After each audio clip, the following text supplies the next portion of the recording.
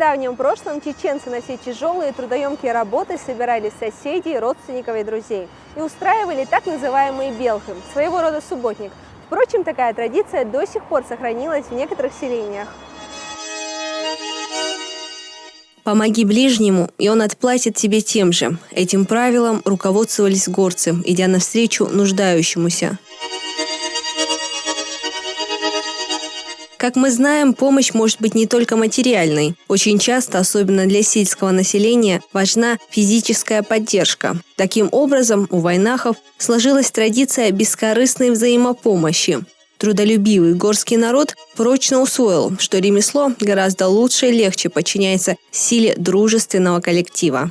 В самые тяжелые периоды жизни традиция проведения белхи стала спасательной для многих жителей республики.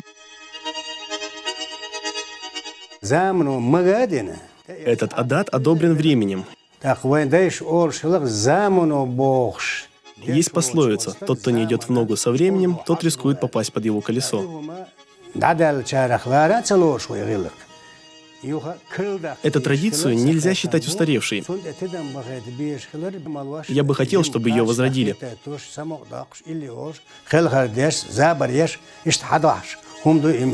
В основном в белхи, так называли совместные работы, были задействованы и женщины, и мужчины, от мала до велика. Постройка дома, внутренняя облицовка, очистка орехов и кукурузы, посевные работы, сенокос и многое другое. Сегодня более подробно мы познакомим вас с чисто женским ремеслом, с начесом овечьей шерсти. Хозяйка, в доме которой должны были проходить белхи, приглашала своих соседок, родственниц и знакомых. Об этом также оповещали и юноши. В работе они участия не принимали. Главной их задачей было скрасить вечер песнями, шутками и рассказами.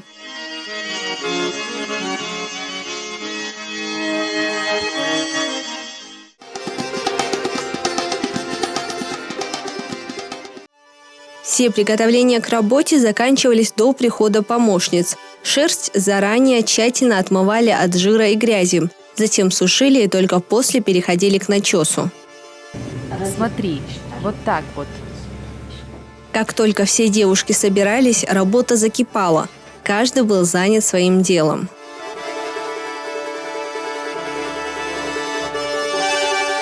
Девушки, не сидите без дела. Скорее принимайтесь за работу. Скоро придут юноши, так что не ленитесь. Бикату, не переживай. Каждая будет стараться показать себя хорошей хозяйкой.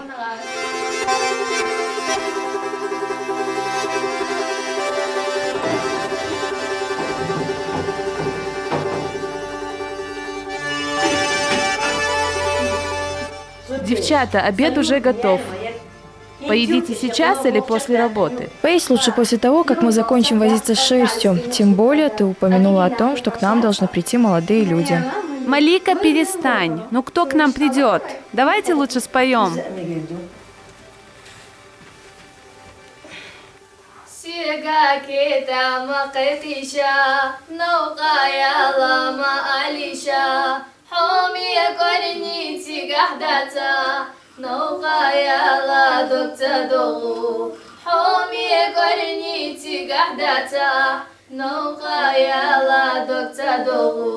Молодые люди, узнавшие о предстоящих белхах, вместе направлялись к обозначенному дому.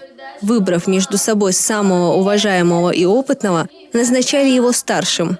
Он выполнял своего рода роль тамады. Ему предстояло говорить с хозяйкой дома и контролировать все слова и поступки своих спутников. Бикату!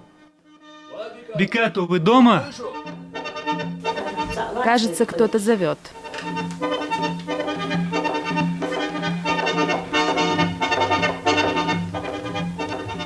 Доброго вечера тебе, Бикату. И вам всего доброго. Рада видеть вас. Добро пожаловать. Как поживаете? Все здоровы? Слава Богу, все хорошо. Как ваши дела? Слава Аллаху. Тоже хорошо. Солт, какими судьбами к нам? Да вот, услышали о том, что у тебя проводят белхи по начесу шерсти. Твоего разрешения мы бы зашли в дом. Как не впустить таких воспитанных ребят, как вы? Сейчас зайду, предупрежу девушек о том, что вы пришли. Как только они будут готовы, я вас позову. Погодите немного. Спасибо большое. Мы никуда не спешим. Собирайтесь спокойно.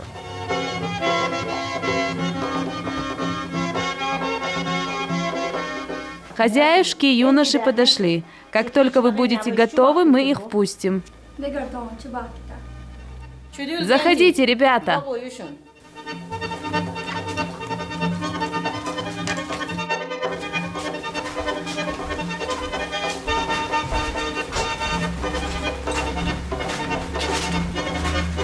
Добрый вечер, уважаемые девушки. Как хорошо, что вы здесь собрались. Вечер добрый. Рады всех вас видеть.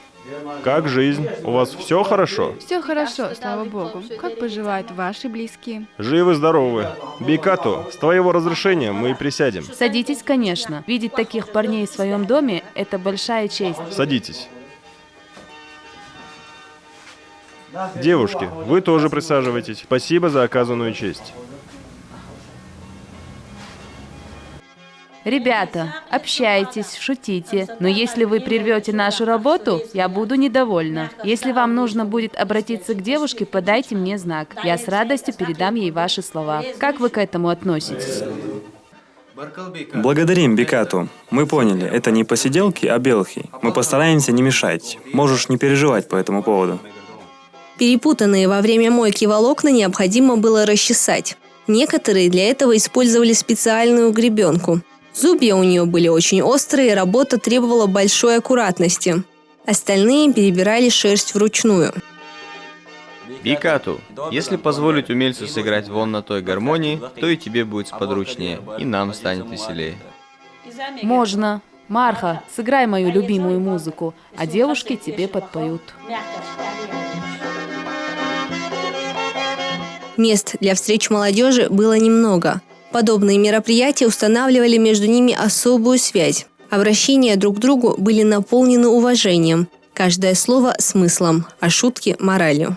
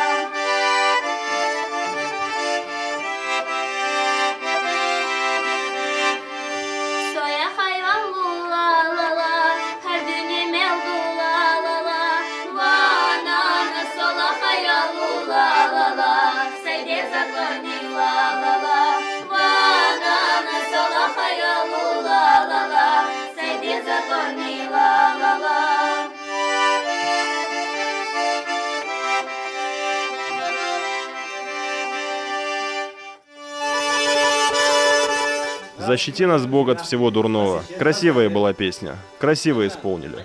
Эмран, возьми и ты свой дачик пондур. Спой нам песню. Да покрасивей.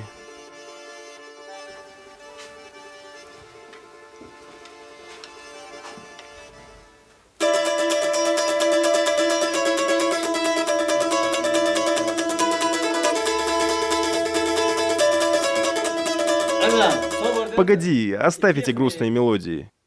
Сыграй для нас с девушками что-нибудь веселое, жизнерадостное.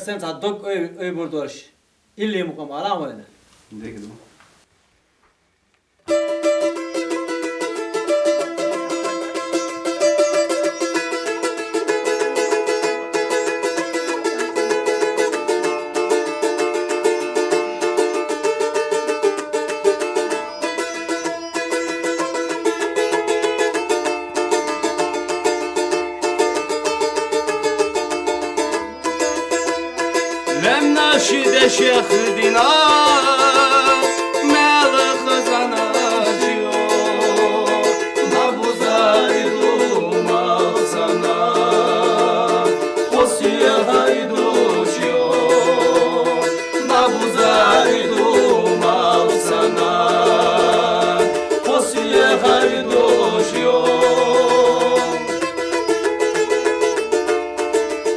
Расчесывать овечью шерсть следовало многократно, чтобы она стала однородной. Волокна должны были лечь параллельно друг другу. Постепенно из разнородной массы шерсть превращалась в так называемую ровницу.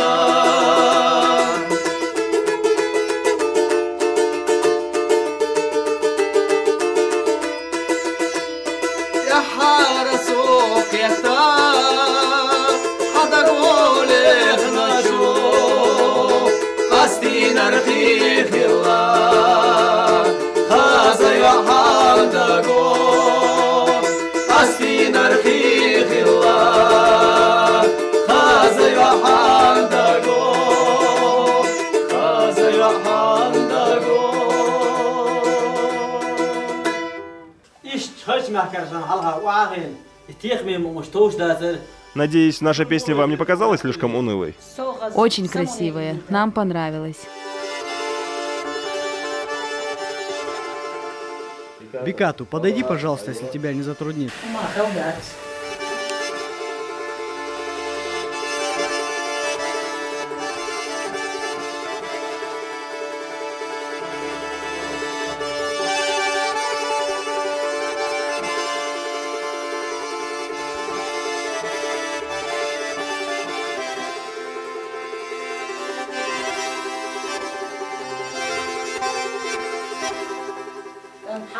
Неплохи твои дела. С тебя подарок. Это пустяки.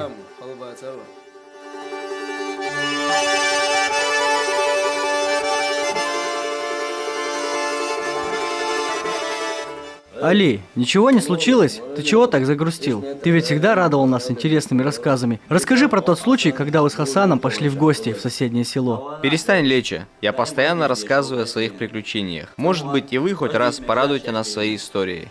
Али, наши рассказы скучные и неинтересны. Расскажи сегодня последний раз для девушек. Ладно, Кюра уговорил.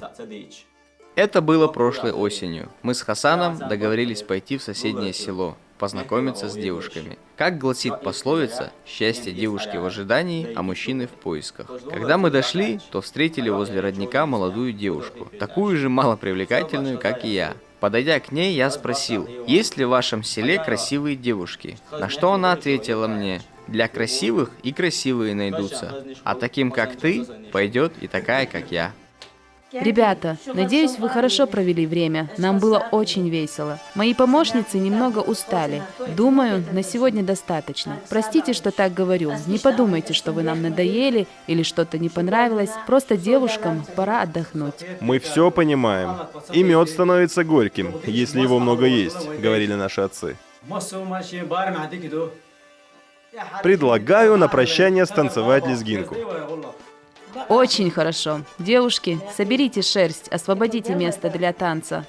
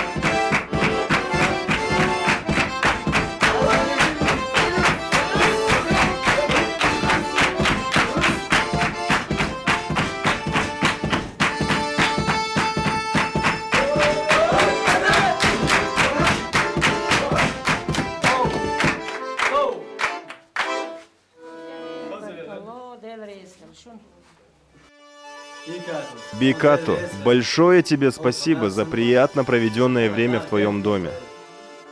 Девушки, и вам отдельное спасибо за помощь Бикато. Если мы вас чем-нибудь обидели, прошу простить. Да будет всеми нами доволен Аллах. Счастливой дороги. Добрый час.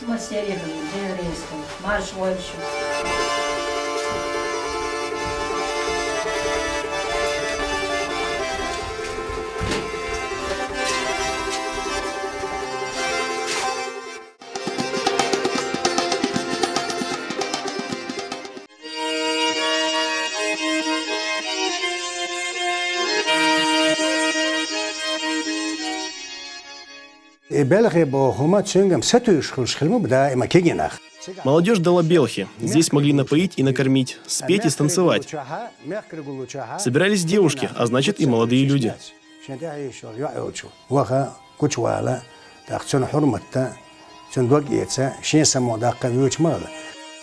Каждый обычай характеризует народ, выявляет его главные ценности.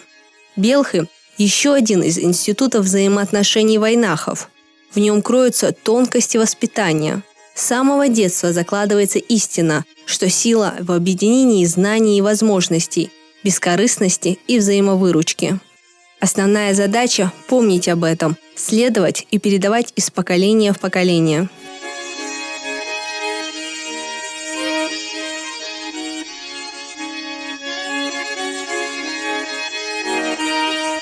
Чеченская община любой труд умудрялась превращать в приятные встречи друзей и знакомых. Любая работа давалась легко и заканчивалась довольно быстро, благодаря большому количеству людей. Это экономило силы и время. Самое главное, на такую помощь мог рассчитывать каждый. На этом наша программа подходит к концу. Помните, мы не только говорим о красоте, но и показываем ее.